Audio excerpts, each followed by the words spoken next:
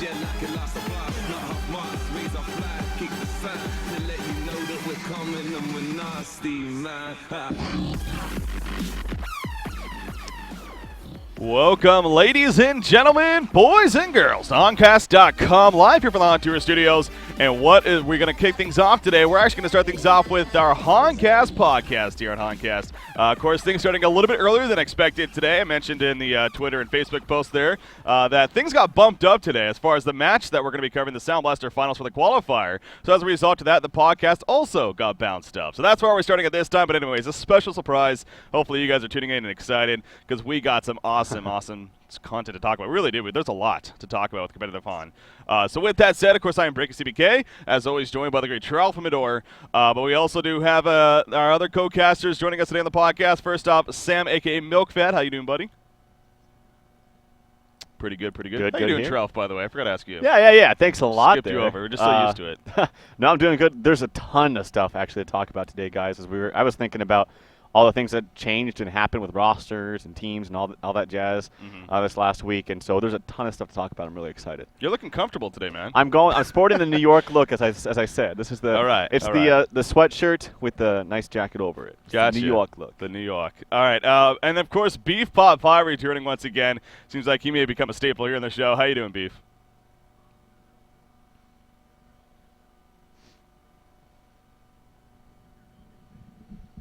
That's right. You talked about how you. So, were you at Howie's Land Center on the 3.0 launch, or are you going there this weekend?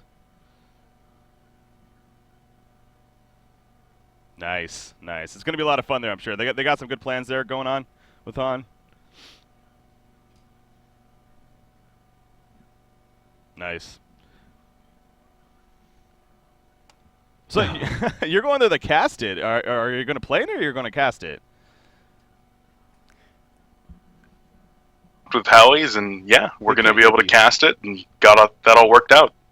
Awesome. Apparently they cannot hear Beef, so after all of that. Should be good now, right? Okay, anyways, we should be good now. Sorry about that, guys. So, Beef, once again, anyways, you were just saying how you're going to be going to Mission Viejo to the Howie's Game Center, or Land Shack, whatever it's called, and going to be playing some Hon, or you're going to be casting some Hon, actually, this weekend. So. Yeah.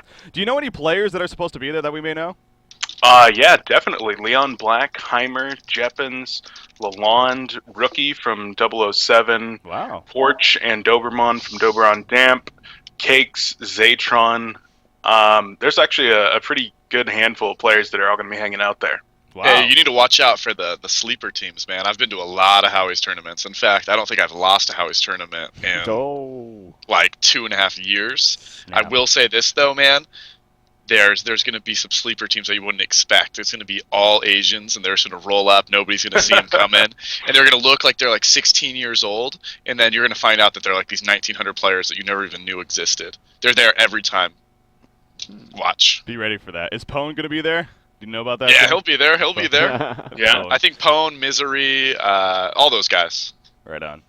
And there's some good cash at this thing, right? Like, isn't there a prize pool of, I don't know. 2,000? That's what I was thinking, $2,000. Yeah, it's a pretty big land. Yeah, it seems like there's going to be plenty. I'm shocked, honestly, to hear the list of players that are going to be at that LAN event, and it's good to see that. Just fun, smaller events like that, but it's what's necessary at the same time. So, shout out to you, Beef of Complexity, of course, for going to that and going to be covering that event. But anyways, we got plenty to talk about, like I said. So we really got to get started here. Obviously, we are on a kind of a little bit of a time crunch where after this, we're going to be jumping into our final match from the qualifier number 5 for the Sound Blaster, I believe it is, as we have DMSN is going to be taking they're going to be taking on, who are they playing? 007. We Are Spies. That's correct.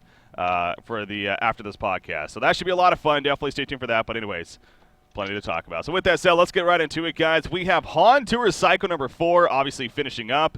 In fact, I'm going to go to pull up the brackets on my screen right here. So the brackets as they looked, in the end, of course, we had Trademark Esports winning it all, as, well, might add, myself and Tralf did so correctly predict. Yes. On an earlier podcast. You two, on the other hand, we're not so wrong.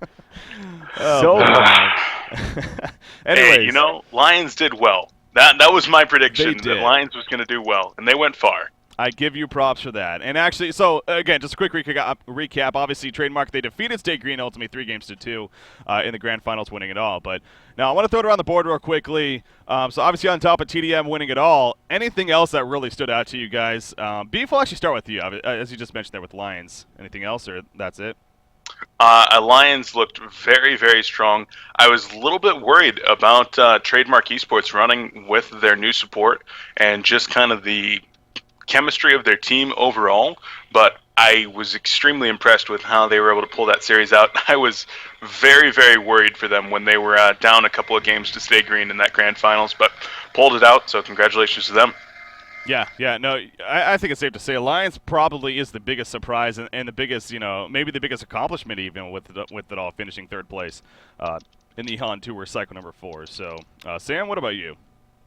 I thought it was awesome. It was a really good cycle to watch. Complexity didn't pull it off like I thought they would, but congratulations to TDM. And man, this is only going to make this upcoming weekend even better. Yeah. With Stay Green on LAN, with Slicks there. And, it's going to be good. And Riser, there's just so much to talk about. Again, obviously, we'll be talking about that here in just a little bit, but obviously want to stay here and just this real quickly, but you are right. It's going to be awesome. Trouf, anything else for you? The brackets aren't showing up for me because of the thing is gone. You see on my screen if that helps. I wanted to check one thing. Okay, yeah, so Lions being able to, first of all, first 2-1 Complexity. I thought it was 2-0 at first. Yeah. Bring them down to the losers, face them again, and then 2-0 them the second time.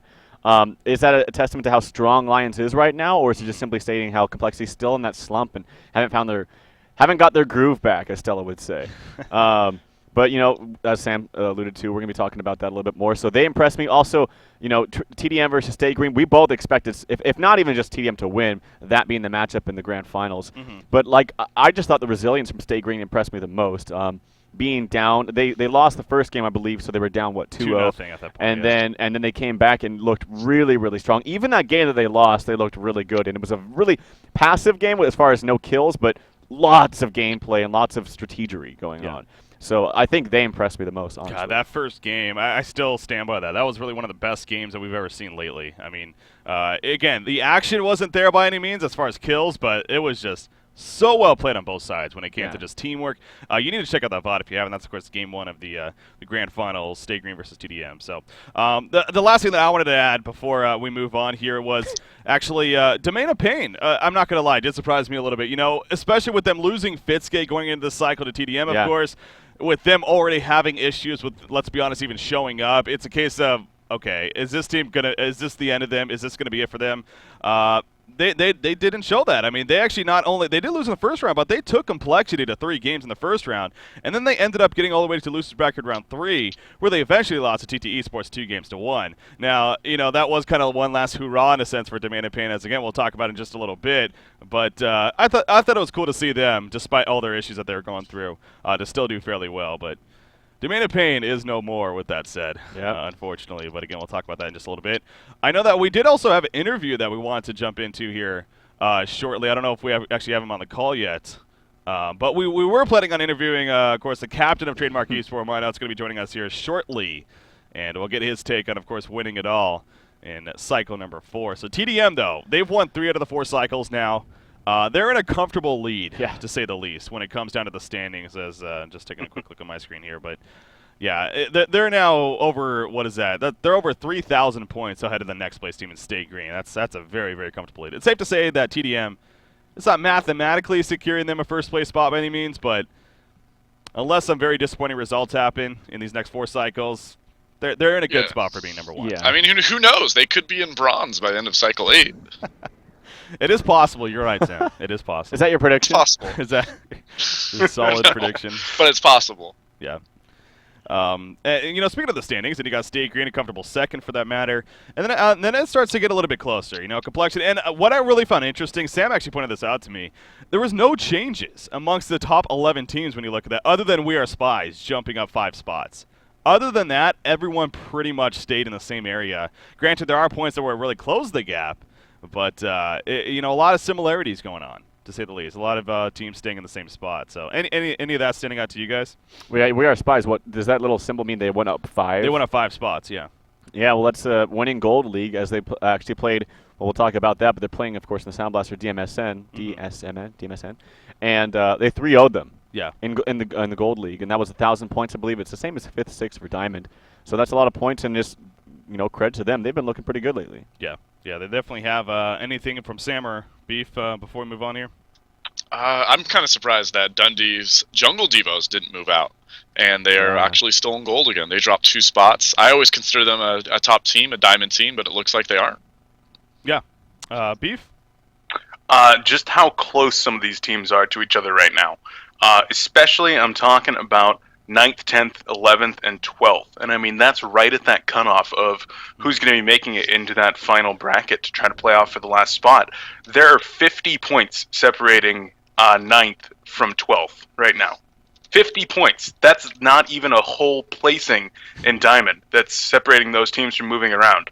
So it's just crazy how close the lower half of the run of the pack is. Yeah, I think it's safe to say that's what maybe what a lot of us expected to be. Where that's really going to be the race in the end. Let's be honest. So, anyways, I believe we are actually joined now by the captain of Trademark Esports, My Nuts. How you doing, buddy? I'm doing fine. How are you? I'm doing terrific. Always a pleasure to talk with you, man. So you're joining us. As we were just talking about Trademark Esports. You've won 3 out of the 4 cycles so far, including this most recent one. You picked up Fitsuke going into cycle number 4. How are things feeling for you guys right now? It feels good. We had a bit of a slump coming into the new year. People had been AFK for like 2 weeks, spending time with their family, etc. Yeah. So we weren't performing very well back then, but it feels like we're back on track now. Yeah. Obviously, as I just mentioned again, the Fitsuke joining your team for Cycle 4. You ended up winning it all. It seems like it worked out pretty damn well. You've been a teammate of his in the past. How excited were you knowing that you were going to be able to pick up Fitsuke? What has he done for your team? I was really excited about Fitsuke. I'm a really good friend of his. So we've been playing together before, and we have really good synergy together. So it felt really good. Now, enough about you guys. Obviously, there are plenty of other roster situations going on in terms of just complete team overhauls. We have roster changes going on in place. We got the Complexity. We got TT Esports. With all these other changes going on, I mean, does any of it really intimidate you, or are you just kind of letting them? They do their own thing. We worry about us. They can do their own thing. Doesn't really bother me at all. I mean, you guys are at like nearly 14K points. Does it really matter? Like, nah, I'd be pretty comfortable too. I guess it's mathematically possible for us not to qualify, but it's not gonna happen. That'd be real. Like, I'm looking at it. That'd be really, really hard because that means one of the teams that's not there would have to get 6,000 points or 7,000 points. Yeah. To put you in 4. That's I don't know. I think what Sam said. If you guys lose pretty much all your games from here on out and you drop all the way down to bronze, maybe there's a possibility. I don't think even so. then, it seems like you guys are pretty good. So. So yeah, obviously, so none of the team. I mean, what about especially Stay Green? Obviously, you got finished playing them in the grand finals. It's safe to say that they definitely gave you guys a run for your money. I mean, it took all 5 games or 4 games in a sense. Now they're all in Miami. I mean, what's the deal? Are you worried? Nah, we weren't performing really well this last cycle. I feel like it was really late. People were annoyed, tired. I think we can play a lot better than that, and we still managed to pull out a win. So I'm feeling good about that. And the ping issue isn't really relevant since it's gonna benefit us actually, because previously we've been playing with ping disadvantage every game because of UC servers, and now we're gonna get 50% Europe. So true. Very true. It's no big deal, to be honest. Yeah. Anything else? Well, I was gonna say I think it's a bigger deal for Stay Green, honestly, because playing a difference of 150 ping to 60 ping is like I really don't feel a difference. But going from 190 ping to 60 is or if he's playing on EU from East, like I play on East or EU servers from East, and it's like the same. It's the same thing. It's like the difference from 60 ping to 150. It just really doesn't feel that different. So I think it still benefits Stay Green just a little bit. But I still don't think you guys have anything to worry about. Sam or Beef? Sam, we'll start with you. Anything you want to ask? Yeah. 2 questions for you, My Nuts. All right. The first is which 2 teams is going to qualify for Thailand? Okay. The second question is, since you're going to pick yourself, which teams do you think are going to qualify? And then if you qualify, what is the team that you'd like to go? with? You know what I mean? Because when we go to Thailand, there's obviously going to be a lot of fun. I got a day planned where we're going to go sightseeing, do a lot of cool stuff there. What's the other team that you'd love to just kick it with? Depends on what we're doing on the day off. Can you elaborate a bit? No, don't try. No? Nice try, buddy. First question first, though. Which two teams? It's gonna be us and... Wow. I think it's gonna be Complexity. Yeah? Yeah. Right. Okay, and then which team would you want to win, just so you could hang out with them? Wow. Probably the new TT Sports team with Jeppins and Heimer and Leon Black. Yeah, TT Sports. Good guys. I can see that. Yeah. Okay. Okay. Fun guys. Good question. Good answer. There you go. There you go. Beef, anything from you? Well, I want to go back to the house situation. We were talking about Stay Green. I know Lions has said that they're planning on moving into a house soon. I know there's still rumblings of a new coal house at some point in the future. My nuts, is there a trademark house that's ever going to happen over there in Europe? I really doubt it. We're 4 out of our 5 players are still in school, so Really? I think we're more focused on that at the moment. I didn't know that you had 4 players still in school, or like not high school, like college, university. Well, Zai's 16. Isn't I'm pursuing my Yeah. master's, and Fitzke is taking some university courses. I'm not entirely sure what he does, and then Sai and Limp are still in mandatory school. Yeah. Kind Yeah, of. I knew about Zai. Forgot about. Yeah. Okay. All right. Well, if you guys ever do make a house, you got to bring in a tutor or something for those guys. Yeah, I guess. Well, Yeah. I mean, that's Or all it- another discussion. It's like, our house is even necessary? Again, you can Yeah. get into a line discussion about that, but... Well, I definitely think it's beneficial. It has to be. Yeah. Like if you move to a gaming house and don't perform, it's a horrible disaster. But I mean, I don't think they're necessary for us to stay on top. Yeah, I think you've I proven think that. as so. long as a team has the focus and the dedication, it doesn't matter. Because that's honestly the only reason to do it, is to be in the environment and just being able to motivate each other. Like, because you're right there with them. Like, you have Yeah. that on your mind. But if you already have that offline, or online, I should say, it shouldn't really make that big of a deal. But yeah, obviously it does help a little bit. All right. Anyways, as always, do appreciate you joining us, man. And any final words? Any shout-outs even you want to make here? Well, shout out my sponsors, Race and Raycall, obviously. Obviously. That's about it. All right. Well, I do appreciate you joining us, man. And as always, best of luck to you. Obviously, we'll be watching here, and safe to say you got a good chance now in Cycle 5 and amongst even the rest of the Cycles. So congratulations on your recent win, and best of luck to you, man. Thank you. See you, John. So yeah. There you go. So there you go. The captain of TDM Hideouts joining us there on the podcast, talking about the TDM situation and their results recently. So I like how you preface that every single time. The captain. you know what, I've learned as far as casting him. So gotta be careful. Gotta be careful. Gotta be careful with my nuts. See. All right. So, anyways, let's move on here. So I think that pretty much does it as far as looking at Cycle 4, how things stood for there. We got to go into this roster shuffling, as I called it here in the outline. I mean, there's a lot going on. I think the big one really that just was in a sense, kind of officially announced yesterday. I mean, this is very, very recent. So, as I talked about earlier, Domain of Pain is no longer. There's several reasons for that. One is being Jeppins and Heimer, of course, leaving to join TT Esports. We'll talk about in just a second, but this is a new Domain of Pain team. They took over where Domain of Pain was, and they've actually changed their name. They're now called the Fire Rises. Mm-hmm. And you got a roster that includes Les QQ, Shams, Skyzo, Kebab, and Insania, I believe is their 5-man roster, if I'm not mistaken. So those are the players that they plan on using. Strong roster, man. Those are some big name players there all coming together. First thoughts on this team. Charles, we'll start with you. Yeah, I think that the player skill is there. I love Kebab. He's been an old friend of mine for a long time, and he had great success in being able to go to the international twice now for Dota. Obviously, the big Dota tournament there, the Dota 2 tournament.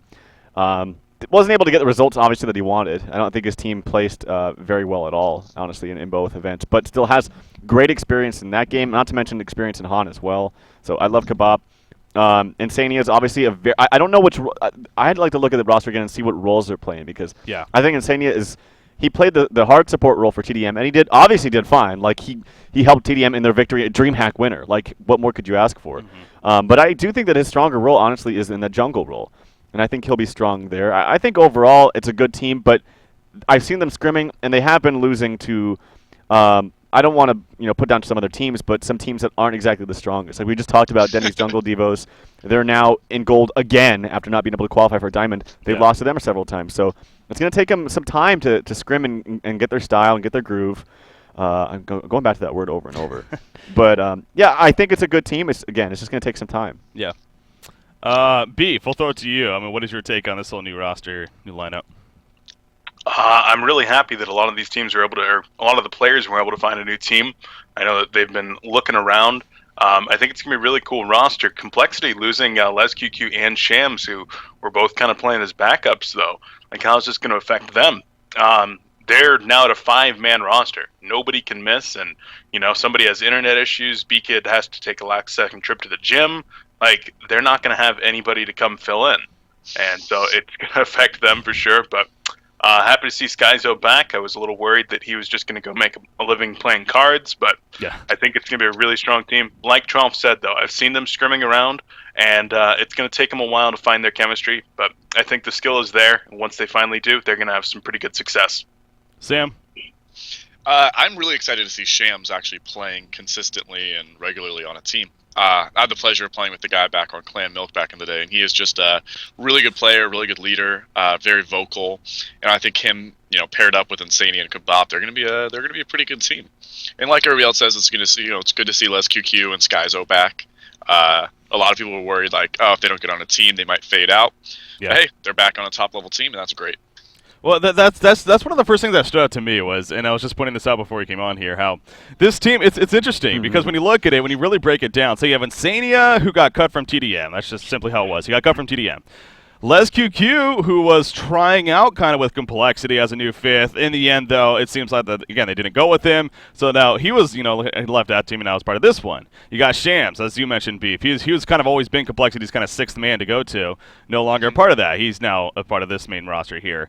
And then you have Skyzo, obviously with his situation with Stay Green, where they picked up Chessie, and so he was ultimately replaced, despite him even helping them do so well this weekend. By the way, on that note, but so it's kind of funny seeing all these players that in a sense, exactly. That's I'm guessing that's where they kind of got the name from, in the sense of like the phoenix rising from the ashes or whatever.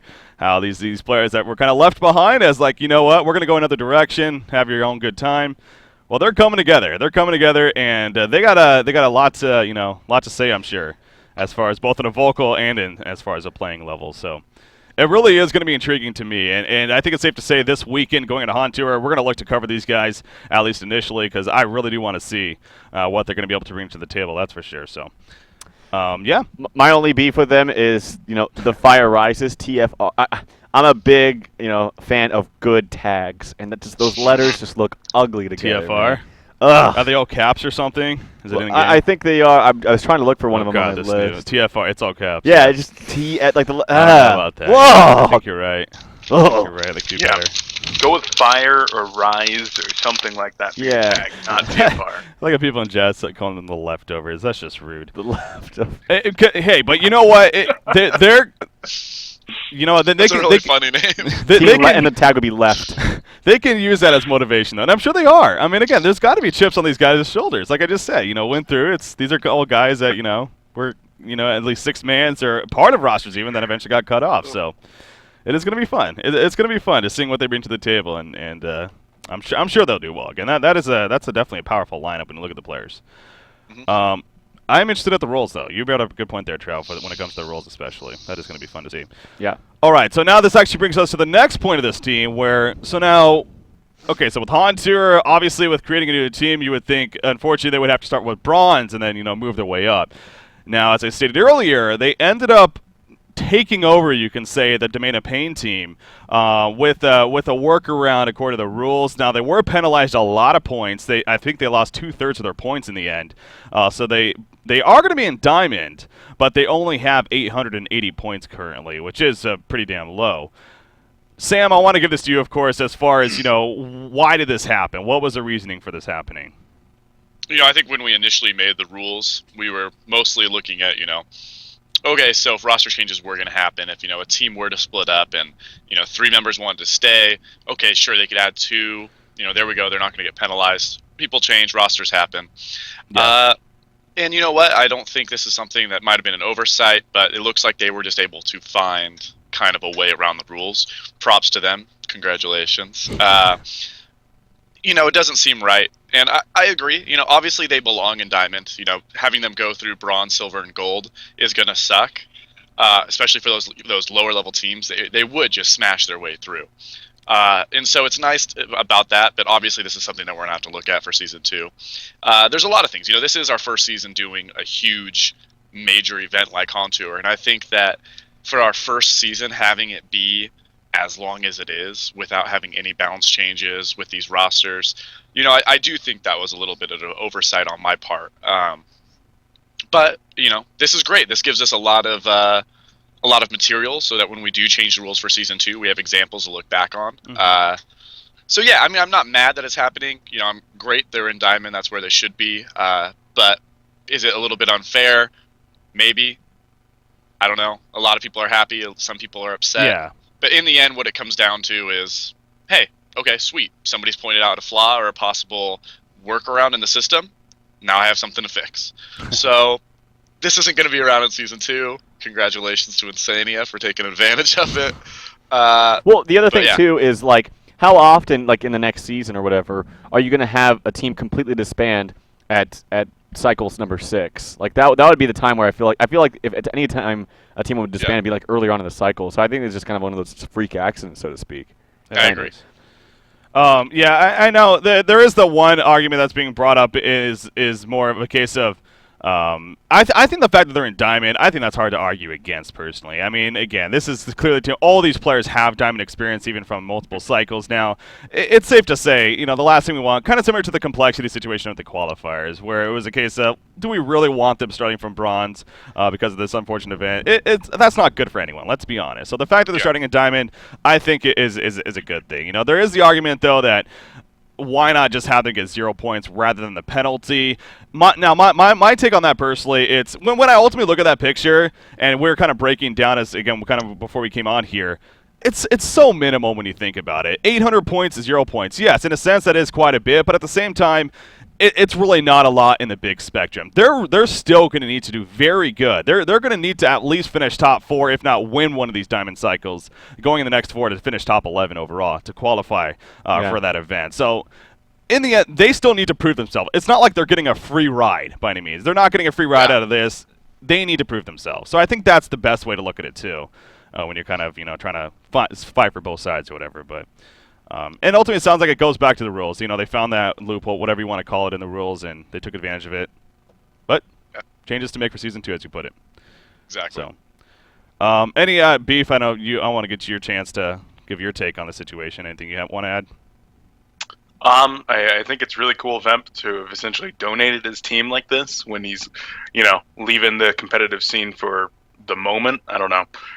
But yeah, I'm really looking forward to seeing them play, and I'm hoping that they don't drop to Gold immediately. That would be really unfortunate. But yeah, we were talking about, because they're going to be seeded last. Seed, yeah. They're going to be playing Trademark Esports. They're playing TDM the first round. The brackets aren't officially out yet, but again, that's just how it sets up. So they're going to play TDM the first round. Obviously, so welcome to Diamond, bitches. Here you go, TDM. Well, and the story, of course, Insania leading the team now against the team that just cut him. It's a great storyline, definitely. Yeah. So yeah, again, they're going to need to prove themselves in the end. I really want to keep reiterating that. It's not like they're getting any free ride here. Make that very clear.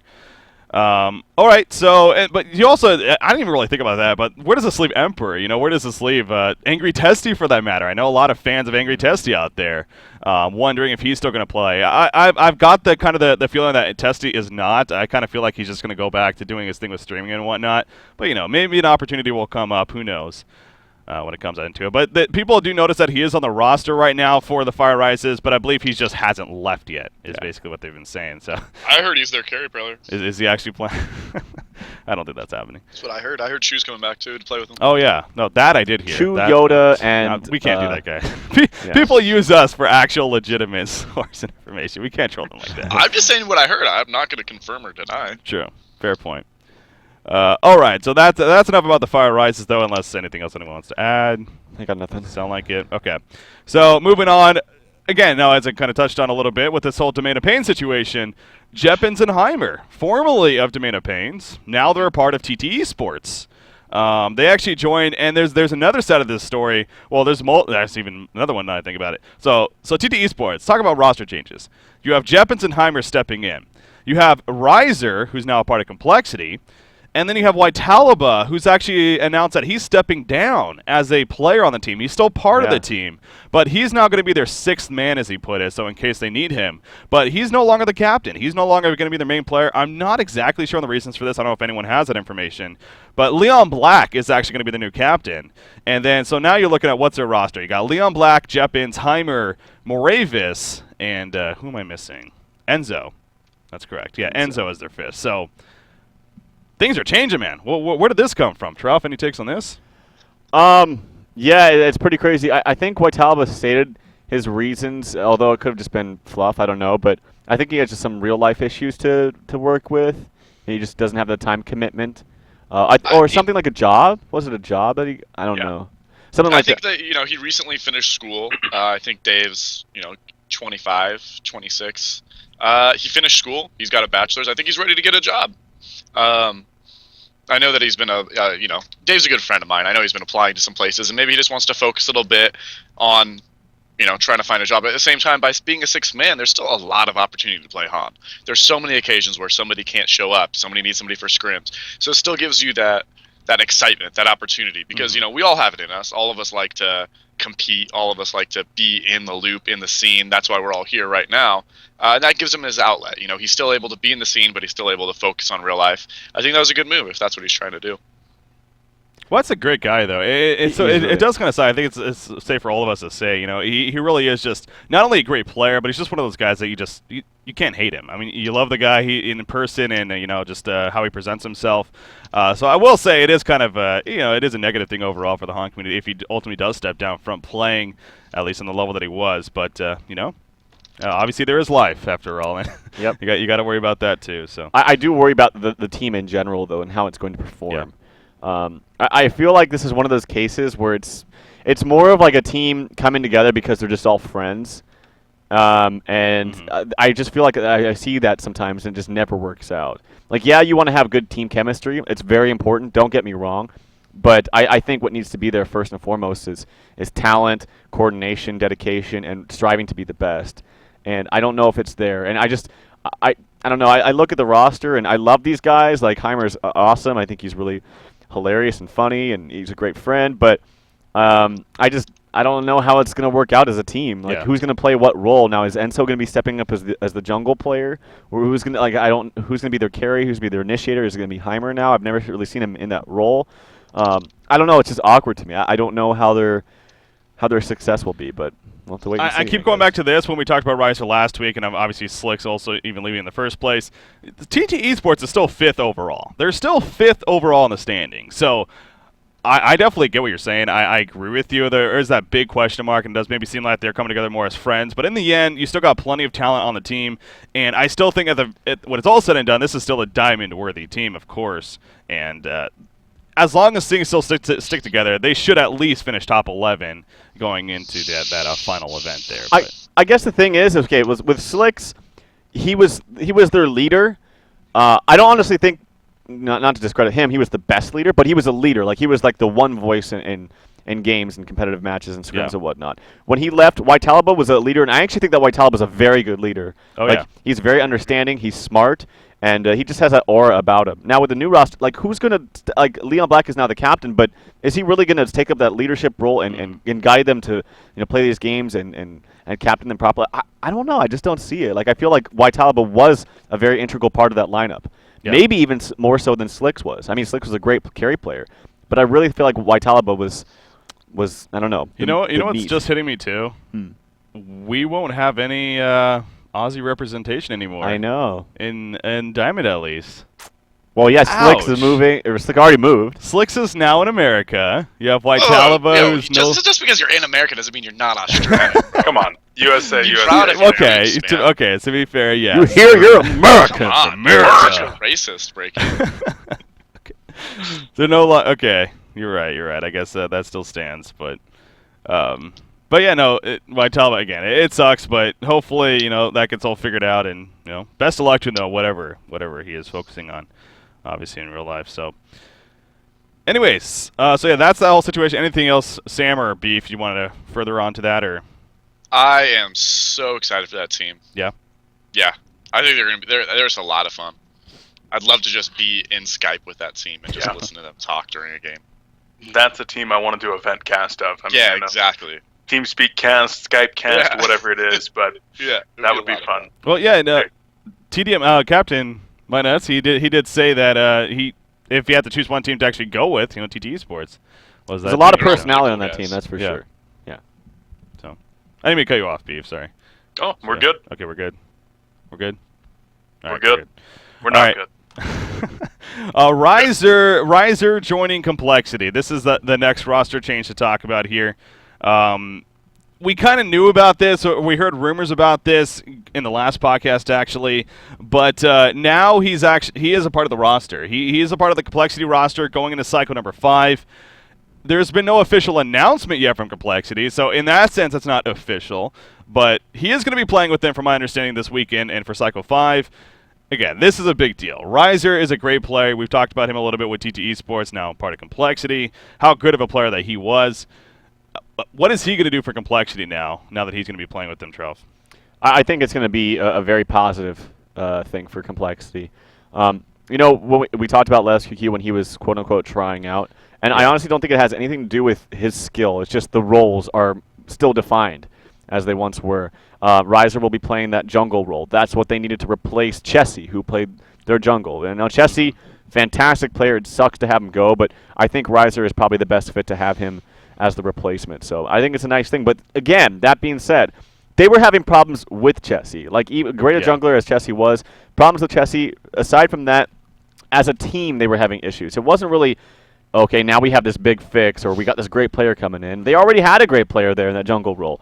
I still think they need to fix things as a team, but this is probably the best player to fit that last spot.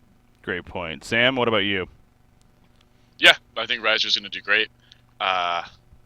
It makes them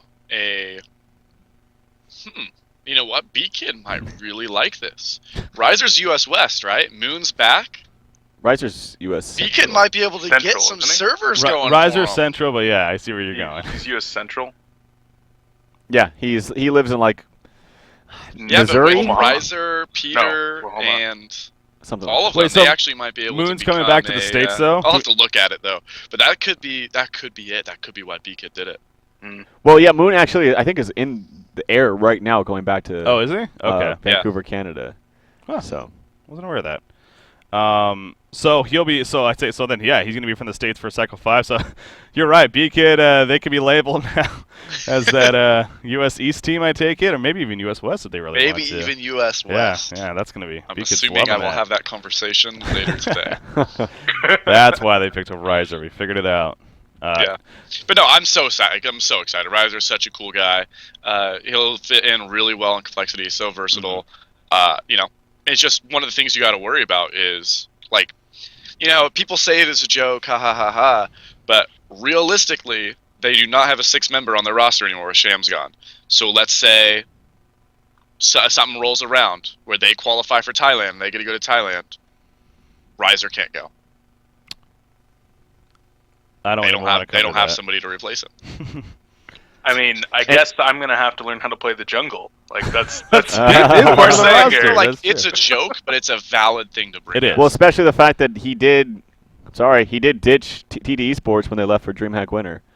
Yeah, So- we still don't know the exact reasons. Well, we don't, but it's still there, regardless of the reasons. Like, Yeah. they thought he was going to go. He said, 2 weeks before It was late notice, yeah. that he couldn't go. I mean, yeah, you're right. Well, Beef will be ready. Beef will be ready. Working on it. He's already got his bags packed.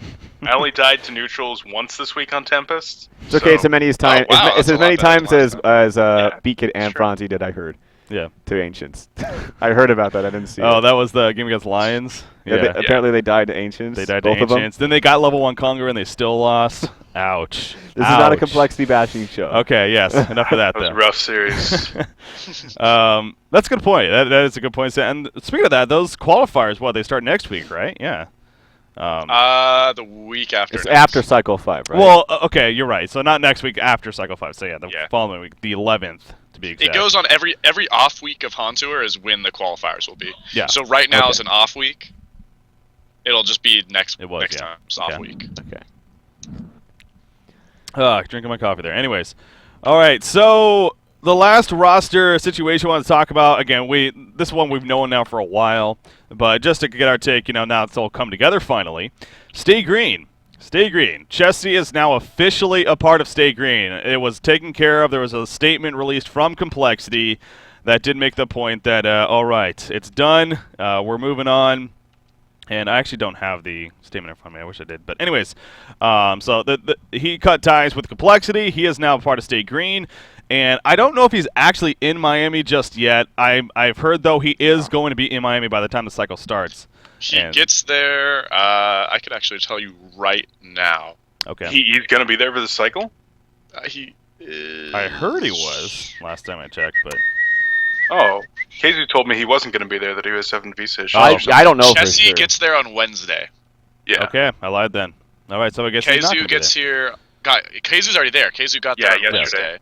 Chessie gets there on Wednesday. So this weekend, Chessie's playing from home, but he'll be here for the finals. Okay, so Chessie is playing, but he's just playing from home. That makes more sense. Yeah.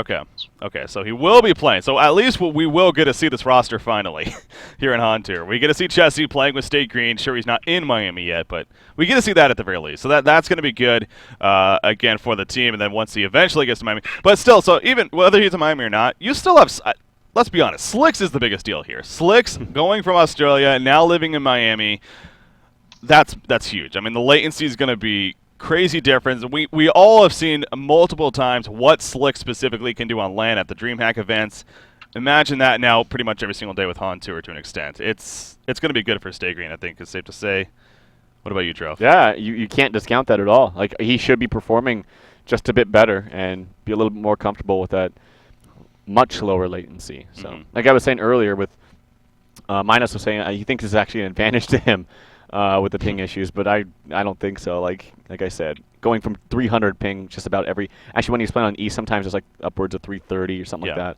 Now to 60. It's pretty insane. Beef, what about you? What about the situation? What do you like about it?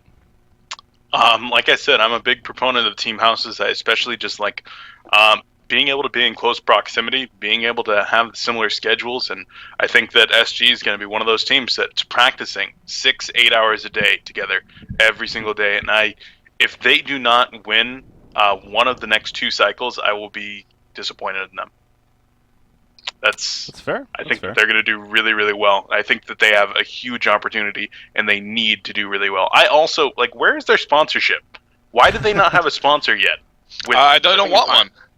Yeah, that's what I heard They last. do not want a sponsor. Aren't they kind of going a direction that Q Squad went in a sense where they're creating their own sponsor with Stay Green? I mean, that's kind of the idea. From my understanding is that since they all live together, the only reason why they wanted a sponsor before was to get a gaming house together. And since they're already doing that themselves, I think that with Kyle's family and with their Han Tour winnings, I think that they're just paying the rent themselves. They're creating their own gaming house. And I think they're actually looking for companies that want to sponsor them. I mean, they're going to be a top team. They already have their own house. I mean, I think they're just looking for a company to give them some cash, and they're ready to go. Why not? I mean, I mean, I think it's a great idea. I think that, some of the things that you want to look for in a sponsor are, A, a salary, B, a gaming house, because C, travel is not needed, because what's so great about S2 and all the tournaments that we hold is that we pay for hotels and flights for all of our events. Thailand, DreamHack, Han Tour Finals, we cover all that. So when a sponsors enter the scene, really the only 2 things that they have to provide are either a salary or a gaming house. And if they're not going to be providing either of those, or gear, then it makes sense. Or gear, of course. There's other reasons: prestige, a name. Well, yeah, I agree with them. If they're not getting anything out of it, what are they doing? They're just putting a name out there and not getting anything out of it. And I totally agree with that. Like, there's no reason to take any sponsorship if you're not getting anything out of it, because, like you mentioned, we're paying for everything, or S2's paying for everything. So, yeah, I see no problem with it. If you can make it work, you can make it work. And clearly they are right now. I mean, again, they got their own gaming house without that sponsorship and doing just fine. So, I mean, this would be a perfect time for a sponsor to pick up a team like that. It seems they're like already all together. They're performing well. They have their trips paid for. What more could you ask for, honestly? Yeah, but it is their choice in the end. So they don't want it, then they don't want it. Just because everything is lined up, though, that also means the SG could demand a lot of that sponsor. Say, like, you guys aren't paying for travel and everything. We want our salary? $5,000 a month in salary or something. Well, pretty sure maybe that's $5,000 a month. Rent. All right, that's a little high, I would say. Yeah. Yeah. Keizu, we did interview Keizu in the last podcast. He actually brought up the point that they're going to be there. Right now, it's just a commitment of 3 months, from my understanding. For the players. And, you brought up some concerns also, Tralf, what if it doesn't work out in the end? Yeah. Obviously, it is, in a sense, it is risky, but at the same time, well, you gotta take chances, so. Well, Beef was saying he expects them to perform well, and I do too, especially with how they performed the last 2 cycles, winning the one before, and then placing second in this one in really nice fashion. But what happens if they bomb it? Like, they all come together, they bomb this cycle, they get out and, like, who knows? What if they go to gold and then, like, what happens then? I don't know. I mean, there's always what ifs and what ifs. Yeah. And there's that's probably not going to happen, but it's pressure. I think the best point to bring up that it's pressure. It really is. I mean, you got pressure now. Yeah, but I mean, honestly, knowing Kyle, he loves that. Oh, of course, he loves that. He loves that. Yeah. Some guys handle pressure really well, and Kyle's one of those guys. Yeah. I think that he looks at this with a smile on his face, and he says, "Bring it on." I think that is safe to say. All right, so unless there's any other roster changes out there that I missed from this last week, I don't know if any of you guys have any. I think we're good on roster shuffling. There's one more. What was that? Elite Asian Boy 337 actually just joined. All right. No, they joined Grab Lords. Oh, Grab Lords is back. How are they doing? Are they still in bronze? They actually just made it up to top 64 of Bronze EU. Nice. Grab Lords is making plays. So give them, a couple more Expect weeks. to see an article on that later on today. On tour.com, spotlight article, Grab Lords and their pickup of this new player. All right. Okay, man. I think other than that, we are good. All right, I think next, so let's transition here. Let's transition into a completely different topic, pretty much. We have Han 3.0. Yes, in case you haven't logged in yet, I mean, for whatever reason. Han 3.0 officially came out. What was that? That was Wednesday night, right? Thursday morning. So, yeah, a little over 24 hours ago from now. It's out. A lot of graphic upgrades, of course, amongst many other things. Including bots, including the UI visuals. There's a lot, and it seems like a lot of first reactions have been fairly positive for the most part. I want to throw it around our board, get your guys' take. What stands out to you guys, or what stood out to you guys when it was first launched and when you saw it? So, Tralf, we'll throw it to you first. What about 3.0 really stands out to you? What do you like about it? I can say to one sentence, I'm just happy that the fucking snow is gone. Yep. Oh, my God. The snow's gone. If you watch me streaming for, like, just hours, I'm just like this. Because I can't look at my screen because it's so damn bright. You can turn that off, man, with like one button click. No way. I asked them if you could. No. I asked them. They said you couldn't. He's trolling. Sure. I hate you, by the way. But no, other than real talk, it looks good. The map looks good. I honestly, some people, there's always going to be people that like it or hate it. I like the way the interface looks and the buddy messages in the chat and all that stuff. I think it looks good. My only beef with it is I think the towers are huge. And they actually sometimes cover up the units when you try to click on them. and sometimes it's literally impossible to click on those units. That's my only thing. Yeah. It's a small thing, but that's really my only thing. I will say as well with the towers, I haven't noticed all the animations, but the animations are cool when they're attacking, from what I can tell. But when they die, they kind of just disappear. I was expecting them to like crumble apart and fall over or something like that. So that was a little bit of disappointment to me. But again, if that's what we're complaining about, I think overall was a success. So Sam, we'll throw it to you. I think my favorite part about 3.0 is the Hellborn melee barracks. It is so cool. Have you guys seen it? Somebody said that it looks like he's making nacho cheese. That's what I heard. The genie. The freaking coolest nacho cheese I've ever seen. I put that shit on everything. It's pretty badass. He should when he dies, he should say nacho cheese. But yeah, I think the graphics are great. The new buildings are awesome. The map's just more beautiful to look at. It is much bigger. When I obs games, it's like, oh, this is really cool. Oh, I didn't notice this. This is really cool. Bots are going to be a lot of fun. Just hearing about their plans with the bots and how they are releasing the script to everybody and how they're going to have tournaments where super nerds make bots and then even bigger nerds make bots to battle those bots. It is going to be awesome. And I can't wait to watch that coming from the ultra nerd himself. So that's going to be really cool. New player experience is going to be awesome. The tutorials are nice. The casual mode remake, I think, is great.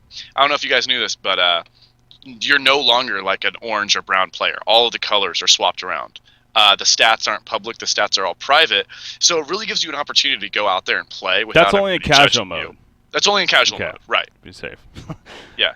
And as they really vamped the gold, how much gold you get for killing people.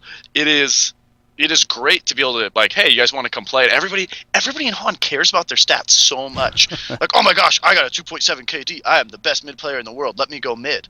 But in casual mode now, when you're just trying to learn to play the game, you don't have to worry about some pink player being like, I'm pink, I'm the best player in the world. I get mid automatically. Mm-hmm. It's like, no, everybody just kind of do their own thing. So those are my favorite things. How about you, Beef? What about you, Beef?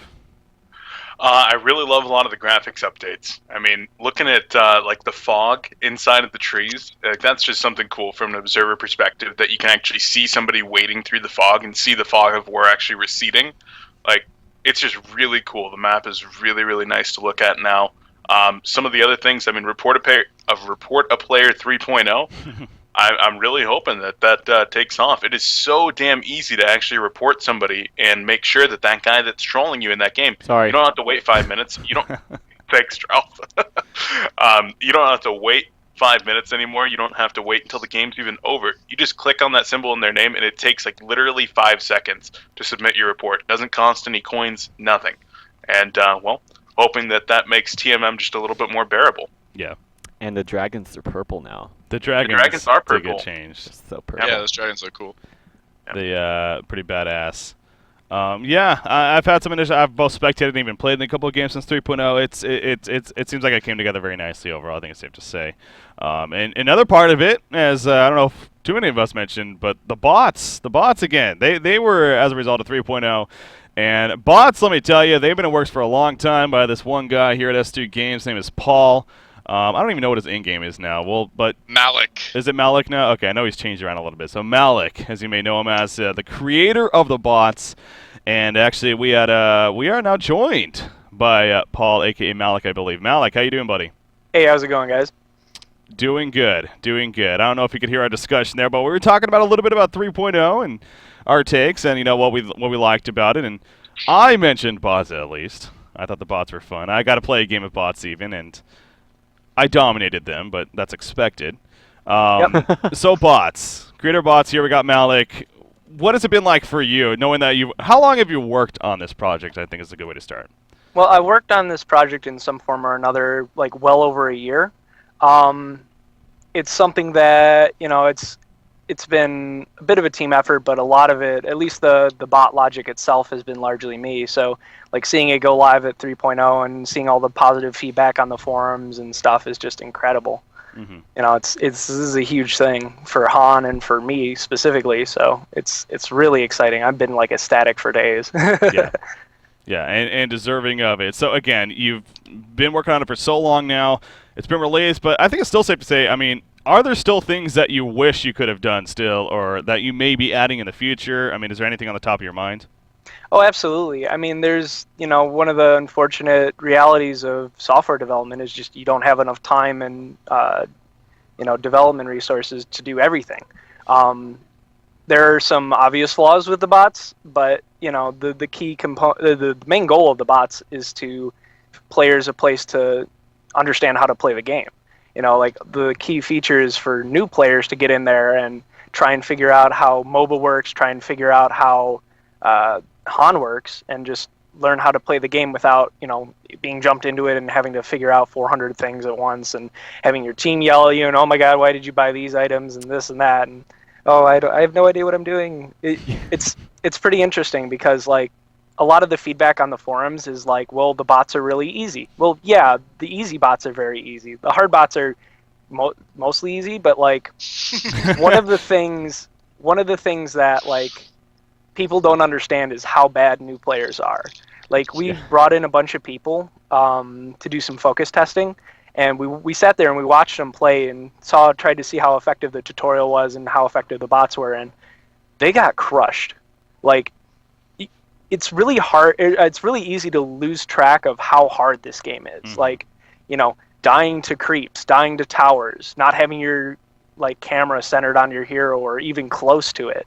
Not realizing that enemies are attacking you after like 30 seconds is just like things that we think would be like, no problem, but it's eye-opening for sure. It's hard because a lot of us, I think that every single person in this call included, we started playing this game 8 years ago with Dota. And so it's really hard for us to look back 8 years ago and think, oh, when did I first start playing this game? Mm-hmm. And to realize how bad we were too. And when we all played, everybody was bad. There were no good players, at least with me. When I played Dota, there was no good players. And so I was just really bad, but so was everybody else. But now, especially coming into Han, Paul has a very good point that everybody is so good. Everybody's been playing for years that, we don't moving the camera, such simple things as, aggro from towers, aggro from creeps. All those things are so, it took us years to learn that, it's hard to make bots like that. And I think that Paul brings up some very good points. Yeah, I mean, the easy modes, like, even just, like, turning down the aggression was something that wasn't even enough. Like, the easy mode bots are definitely something that they won't deny, they're bad at last hitting, they're not as aggressive.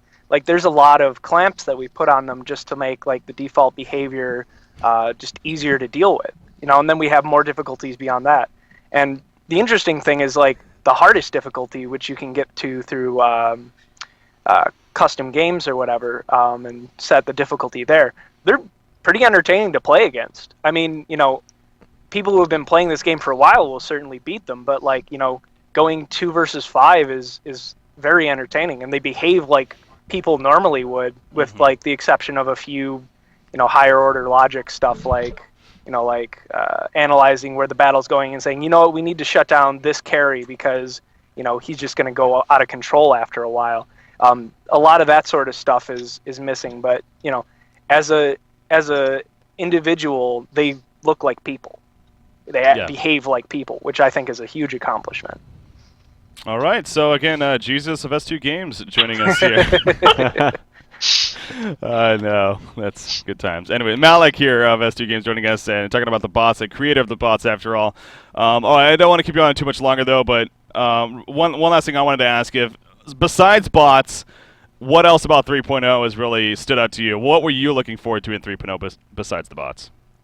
I think actually probably the HD reworks. I mean, a lot of those heroes are, heroes that I started playing the game with, to see them, touched up and looking even more badass than they were before is just awesome.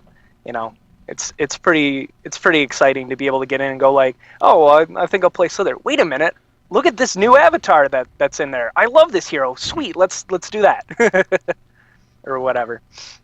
Oh my god, the Scout Ultimate Avatar, speaking of that. Yeah, that thing's nice.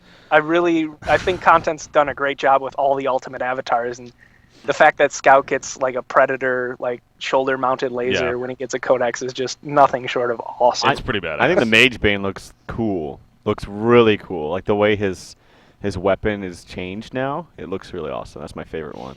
Wild Soul's pretty cool too. I haven't seen that one. Accursed and Torture for me. I think those Absolutely. ones were really good. Those are two of my favorite heroes, so anything that they get is, awesome. Pretty badass. that new Bushwhack one too. All right, Malik. Obviously, appreciate you joining us, man. Talking about them bots, and it seems like you've been enjoying your time as well. Anything you want to add here? Any shout outs you want to make? Shout out to a couple of my friends who I play with: Menacing, Silent Oracle, Alco For Real. Shout out to the rest of the development team, DJ, our lead programmer, Kroos, our technical director, or I guess he's technical producer, whatever. Shout out to S2 Games for, letting me do my thing and being awesome about it. Sweet. There you go. Oh yeah, but actually, I wanted to ask also about the AI script, the script being released to the public and everything. We didn't even talk about that. Yeah, that's probably the part I'm most excited about. Yeah. What we did was we shipped all the script that the bots run on with 3.0. It's written in Lua, so it's pretty easy to pick up. It's pretty easy to learn, pretty easy to read. So with it, we've set up a system on the forums and some technical help and stuff, but people are able to create their own bots and, submit them to us and potentially get them in the game. We're planning on supporting it a lot. We're planning on being very active in it. So if people want to get in and maybe make a hero or a bot for their favorite hero, or say, well, I don't like the way that this particular behavior works, we're going to make it so that the bots are perfect at last hitting, or, I don't like the way that it does this, so I'm going to go, change that. We're absolutely super excited to see what people come up with. Mm-hmm. We've even, we're talking to a couple professors in various parts of academia to say, hey, so you got game programmers who are really excited to get in the industry, but it's hard to have as a portfolio as a programmer. So something like this is perfect because you just write code and you plug it into a game that already exists. Actually, to my knowledge, we're the only one who does pluggable AI. I think the closest thing that I know of is a hack copy of StarCraft Brood War.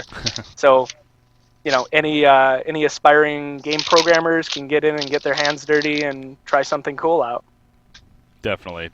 All right, so yeah, I wanted to definitely touch on that as well. So I know you were excited about that. So I believe that wraps it up, though, Malik. As always, appreciate you joining us, man, talking about them bots, and look forward to more. Yep, thanks for having me on. Thank you. See ya, Paul. Yep. There you go. Paul, a.k.a. Malik there, joining us again, the creator of Bots. That came out in 3.0. So definitely got a lot out of that. His perspectives on a lot of the things. And I think the ultimate point, again, it goes back to as well, that these were, in a sense, made for the very beginning players. These weren't made for your advanced, to even a little bit experienced. I mean, it's for people to get into the game ultimately. So, well, like you were saying, if you've ever actually seen someone who's never touched any of these games try to play, it's pretty brutal, abysmal. And it's actually really hilarious too. We have plenty of employees here at S2 Games that come on, may not have any experience in Han, and you watch them play. It's tough, man. It's tough. Won't give I have names. a hard time just watching you play, Ricky. Yeah, I was waiting for somebody to do that. He's the Micromaster CPK. You cannot get on his case. Have you seen his Hellbringer? Nick, the other night I was in Malikin's office watching him play when we're having all those in-houses here. Your Bombardier is so awful. It is ridiculous. You blatantly was a half a screen off on Ultimates. Guys, we're moving on here. All right, next topic. I was streaming that, to be fair, and yes, it was pretty damn bad initially. It was the lag. It got better. It was the lag, the stream lag causing issues. I was playing a setup that I just made a couple hours before. Yeah, totally. All right, moving on. All right, let's talk about, actually, speaking of the 3.0 topic, this isn't necessarily something that came out with 3.0, but I thought it would be kind of a good discussion. Now, we are running out a little bit of a time here, so let's keep in mind that we maybe keep this fairly short, but I want to put out the discussion out there of, there's been some talk about this lately. With us being halfway through Hunter, especially just getting done with Cycle 4, going into Cycle 5, where are these balance changes? A lot of people maybe thought they were going to come with 3.0. It didn't happen. WZA and Doc Kaiser, the balance team, they have openly said several times now, the balance changes, the bigger balance changes at least, and they are big plans, let me tell you, coming up. It's going to happen between seasons. It's going to happen after Han Tours are finished. the first thing I want to bring up here, do you ultimately think that is the best decision? Is, I guess, where I'm getting at. Ralph, of course, we'll start with you. It depends on how big the changes are. I've heard some of them, and some of them I think you do need to wait for because they are game-breaking and they're game-changing, and it's going to change the play style, the complete play style of a lot of teams. So obviously I can't give anything away, but many of these changes, yes, they definitely should wait for the next season so that teams can have a feel for it because it will change the game. There's a lot of changes though that I think need to happen ASAP as far with regard to just hero tweaks and imbalances with heroes and the numbers of spells and how much damage output certain heroes do. Yeah. And I think those can be changed a lot more frequently. And also, just because there's a new hero out, a month ago or 2 months ago, Solstice, doesn't mean that you can't put him in the middle of the season without just having some tweaks onto him right then and there. I think that's fine because that's not changing the game. It's adding a new hero that obviously people have had time to play with, but it's not changing the game. I think that can be changed and amended so that teams can start playing some of these new heroes. But the bigger changes, they do need to wait. Yeah. So there is a balance there on the balance as far as what ultimately. But like I said, in the end, it is a case though because they are ultimately waiting. It is going to be a big balance patch after, so there's going to be a lot coming in again. We can't skip. I know that's kind of a tease for you guys, but it's going to be pretty cool. Sam, we'll go to you. What do you think? I mean, would you like to see them, or are you fine with them after? Yeah, I mean, initially when Dog Kaiser and I were talking about it, we both came to the conclusion that these major changes should come at the end of the Han Tour season. Looking at where we are at now, I think that it's the right play to make, but we kind of need to look at it more. If a Han Tour season is in the last 6 months, that's a really long time. That means there's only going to be 2 major balance changes a year because obviously, there's going to be multiple Han Tour seasons. I was just thinking off the top of my head of ways that we could do, and something that some people brought up is, hey, at the 3-month point, like we just hit the cycle 4. And, for cycle 4, what did I do? I announced the Thai game show. That was my big change. What we could do in the future, and this isn't 100%, this is just me, brainstorming out loud, is what if, at cycle 4, we take a couple weeks off, maybe have a LAN tournament, maybe have a dream hack there, maybe have a some sort of event, and then that's where we enter the balance changes. It's like, okay, here, balance changes, you guys have 3 weeks off, absorb these, we're back on cycle 5 in 3 weeks. It gives everybody an opportunity to really experiment. 3 weeks is a long time, and at the same time it allows us to push more content into the game and really fix some glaring problems. Not that there are, I just know that a lot of people are like, hey, we want this and changed. Okay, well, we could do this now, but these other things have to wait till the end of the Han Tour season because, well, it would drastically change the game. So that's my proposed solution. I'll be talking to all the competitors. I actually have a lot of emails back and forth going right now about what changes we want to see in Season 2 of Han Tour, and this is definitely one of them. So expect massive changes come April, but for Season 2, expect maybe some balance changes on the midway point as well. Beef, what about you? I mean, I just have to say that what Sam was just talking about, that was all me. That was completely 100% my suggestion. No one else came up with that other than me. Of course. So you guys can thank that when that goes in.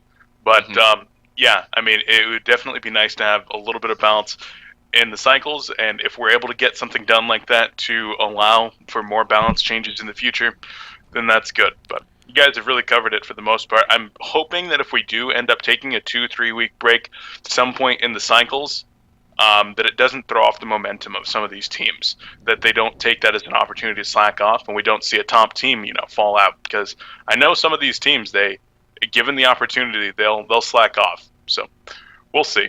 But I think it would be nice to have some balance at some point. Yeah. As I always like to do, I mean, I kind of, stay on the fence of, seeing both sides. And I really do. This is just another one of those topics where I definitely see the both sides. Because on one hand, all you guys are really bringing up the great points, and in the end, maybe those are further adjustments, but for now, this is just how it is, and we'll deal with it that way. Maybe not all of them, at least, maybe a couple, but definitely not all of them to go mid-cycle. But on the other hand, this not only Han, but this genre has always grown up on the fact that, you really expect changes to happen. Even in mid tournaments, that's happened before. I mean, the Ghost of Gamers World Cup way back when. I mean, there was multiple big balance changes that happened all throughout that event that lasted forever. And I get Han Tour. It is completely different at the same time. Han Tour, this is like obviously a really big deal, and we are trying to make it, one long season of just the consistency, and as far everyone being on the same team for the hopefully, and keeping the balance the same. But I think that is one thing to keep in mind. Where in the end, it wouldn't really hurt to maybe at least make some balance changes, not necessarily breaking or completely changing everything, but some. But I will say I would be very curious to get a poll of all the players, honestly, and what their take is, because I don't even know if that's happened. I know I brought that up to Dogkaiser the other day, and from his knowledge, we haven't really done that or anything. So I would personally just be very curious to see where the diamond level players specifically stand on that logic, whether or not to have some changes come now or later. But anyways, at this point, again, they are going to be coming after the Hunter event, but I figured it'd be kind of good to get some discussion out there about it and see what we all thought. But all right, though, I think that pretty much gets to the end of the show here. The last thing that I just wanted to bring up now was the Sound Blaster Heroes League.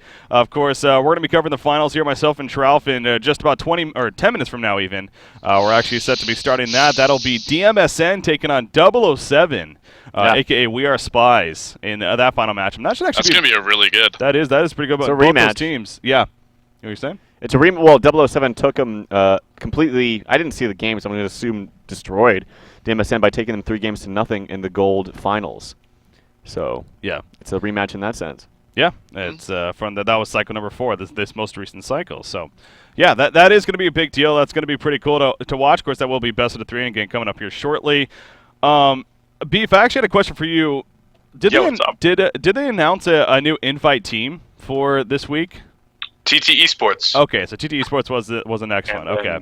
Yeah, I put out that release. Okay. I worked really hard with their 5 players, and 12 hours later, 3 of those players were gone. I was going to say, it's kind of funny for specifically Jefferson-Heimer, because they tried to qualify a number of times with Domain of Pain. Couldn't do it. Well, now we're just going to walk right. We'll just do it this way. Yeah, so it was pretty cool. But yeah, TT Esports, that was released over at Complexity and on Sevo and Sound Blaster's pages. So, yeah, and we'll have another one on Monday. So.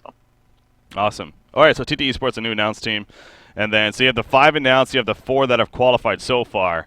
It's adding up. It's going to be 16 total, 8 from the qualifiers, 8 from the invite list. And again, that is going to be an epic event. It's kind of, in a sense, it's kind of off to the side with Han Tour being so big and everything, and this GSL announcement now, but you can't forget about it. You really can't. I mean, that is going to be a big deal.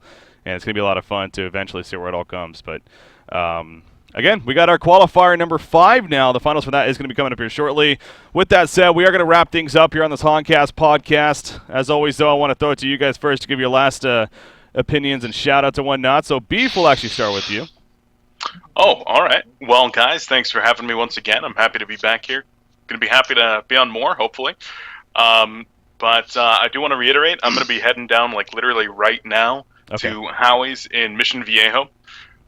For the Han 3.0 launch tournament down there. It's $2,700 in cash and prizes for all the teams that are playing, and going to be casting it live, interviews, going to be just hanging out and playing with a lot of cool players, so that should be fun. Tune into that tonight. And then, of course, big shout out to Porch of Dober on Damp. I forgot to shout him out last week.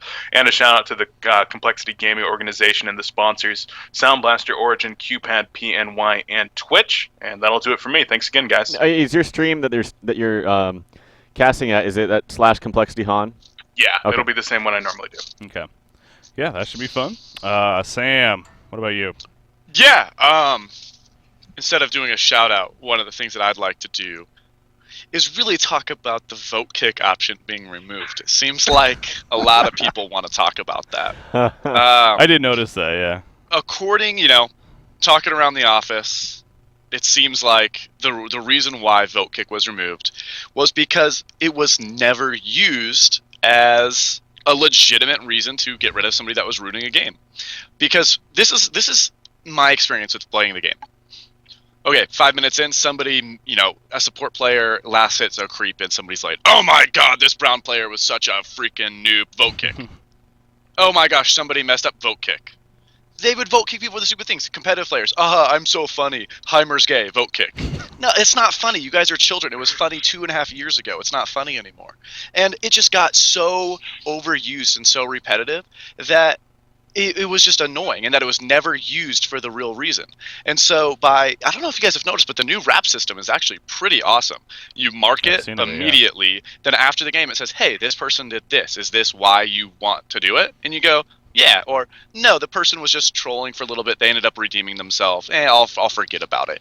The rap system is so easy now that I don't think vote kick is needed, because you guys are just all trolls, man. You guys abused it. It was never used for what it was meant to do. So there you go. That's why vote kick was removed. If you don't like it, well, just start reporting players, because the new reported player system is awesome, and we'll handle that shit right away. So shout out to everybody that's watching. You guys are the best. We'll see you guys next week. Awesome. Trelf, what about you? We're going to be coming back. But. Yeah, I had to give a shout out to Archie Tiger's stream. He's doing a 24-hour viewer marathon. That stream is, let me double check on this real fast. It's twitch.tv/ArchieTiger626. So make sure to check that out. 24 hours. He does a lot of those, I think. I've seen him do it before, yeah. Anyways, all right, so that is going to be coming to an end here with the Honcast Podcast. So once again, a lot of great discussion. We talked about there was a plenty to get out there, especially with all the roster changes, man. It's going to be fun. Cycle number 5 starts tomorrow, ladies and gentlemen. We have the Han Tour Cycle 5 Diamond Division, and I said it's going to be very interesting now with all these roster changes and with where things stand. So definitely tune in for that. But stick around. We're going to take a short break here. We are going to turn off the stream, unfortunately, because we do got to turn on the delay, of course, for the match. So there will be about a 6 or 7 minute break in between the stream going down and coming back to you. But once we do return, we'll have the Sound Blaster Heroes League. We got qualifier number 5, the finals for that coming up. DMSN from another dimension going up against 007, a.k.a. We Are Spies. It really should be a great best out of 3. Definitely stay tuned, guys. Until then, we'll be back. Have a good night.